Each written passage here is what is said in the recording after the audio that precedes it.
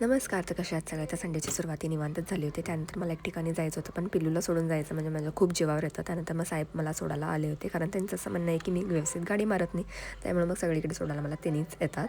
त्यानंतर मग तिथं जाऊन पोचले. त्यांनी माझा मस्त असा मेकअप केला होता आणि मग साडी ड्रिपिंगसुद्धा केली होती. त्यानंतर सगळं आटपलं. नंतर परत घ्यायला आले होते. त्यानंतर इथं बघा त्यांचं नुसतं फोनमध्ये लक्ष असतं. आमच्याकडे तर काही लक्षच नसतं बाबा, बिझी माणूस.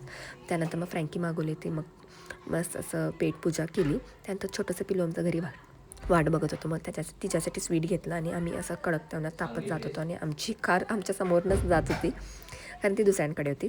त्यानंतर मग पिलूला असं मग स्वीट दिलं आणि घरी आल्यानंतर माझं प्रेम किती उतू पडते बघा, कारण घरी असते तेव्हा चिडचिड आणि बाहेर जेव्हा जाऊन येते तेव्हा आपलं किती प्रेम उतू पडतं ना. नंतर बाबा म्हणले की तुमचं चालू द्या, मी तुम्हाला सर्व करून देतो. मग त्यांनी आम्हाला मस्त अशी रसमलाई सर्व करून दिली. त्यानंतर मग रेडी झाले होते मी संध्याकाळी, कारण घरी गेस्ट येणार होते. मग त्यांना मस्त असं एंटरटेन केलं. त्यानंतर परत मी बेळगावला गेले होते, कारण मला केक घ्यायचं होतं, कारण साहेबांचं बर्थडे आहे. आणि घरी येऊन बघते तर बघा 2 पाणीपुरी लव्हर्स पाणीपुरी खात होते, ते म्हणजे माझी मम्मी आणि आता पिल्लू. त्यानंतर मग शॉपिंग करायला गेलो होतो. त्यानंतर पिलूची तर नुसती धावाधाव चालली आहे. ती दिवसभर आम्ही दोघे इतके थकलो होतो आणि हिच्या पाटणं पळायचं म्हणजे, पण हे चालूच असतं, किती थकलं तरी करावंच लागतं. त्यानंतर मग रात्री मस्त अशी छोटीशी सेलिब्रेशनची तयारी करायला घेतली आणि पिलूचे बाबा बघा इथं मॅच बघता बघता झोपून गेले होते. त्यानंतर मग हे बसतच नव्हतं. 100 वेळा केल्यावर ते बसलं आणि माझा अवतार तुम्ही इग्नोर करू शकता, कारण मी खूप थकले होते आणि भावना महत्त्वाच्या आहेत.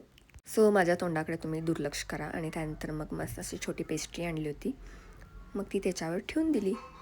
आणि तो बड्डे माझा असू दे किंवा माझ्या नवऱ्याचा किंवा पिल्लूचा, ते मला तितकीच एक्साइटमेंट असते, कारण मला बड्डे सेलिब्रेट करायला खूप आवडतो.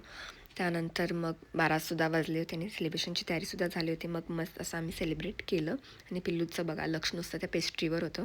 मग छोटंसं आम्ही ती पेस्ट्री कट करून घेतली आणि मग खाडवलीसुद्धा. आणि माझा आजचा दिवस. आणि व्हिडिओ आवडला असेल तर लाईक, कमेंट आणि सबस्क्राईब करायला विसरू नका. आणि हो, माझ्या नवऱ्याला विशसुद्धा करून जा. बाय.